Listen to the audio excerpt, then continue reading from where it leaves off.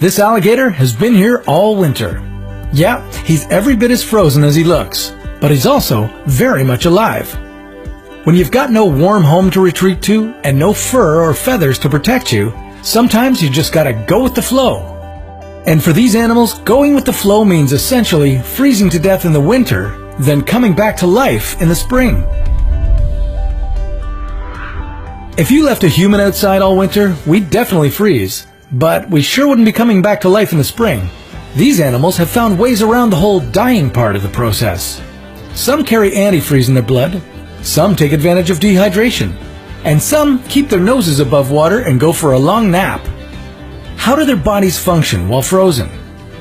Which creature survived being frozen for 30 years?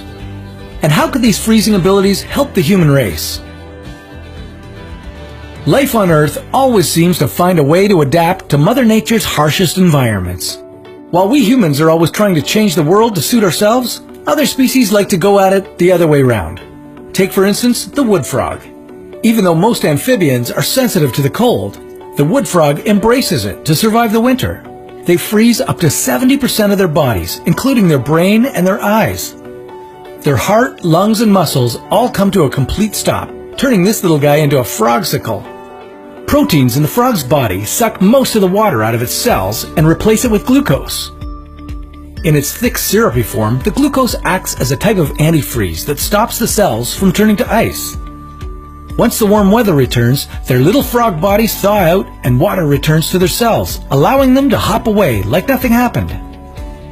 The alligators of North Carolina are a little less sophisticated in their methods of surviving the cold.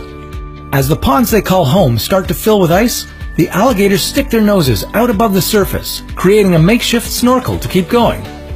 This allows them to breathe while entering brumation, the reptilian form of hibernation. Their body processes, like their heartbeat and their breathing, slow dramatically, allowing them to conserve energy and stay warm. Then there are the painted turtle hatchlings, perhaps the coolest of the bunch. Literally, these guys can keep their body fluids liquid in temperatures well below zero, and can even survive substantial ice formation within their tissues. But how come these turtles don't need an air hole like the alligators? Well, it's because they rely on another hole to get their oxygen: their butts. Let me explain.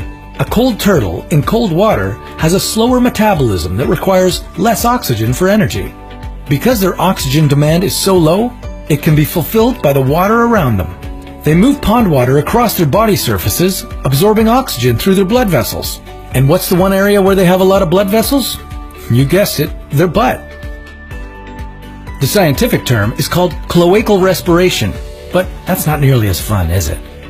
These amazing animals are more than just something cool to look at.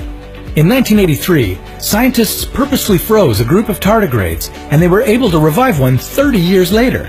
Not only was the revived specimen healthy, it was even able to produce offspring. Animals like these could teach us how to overcome extreme conditions of our own. If we can mimic their methods, we could use the process to cryogenically freeze ourselves and travel further into space, or freeze human organs for transplantation. And that's why they're crazy creatures.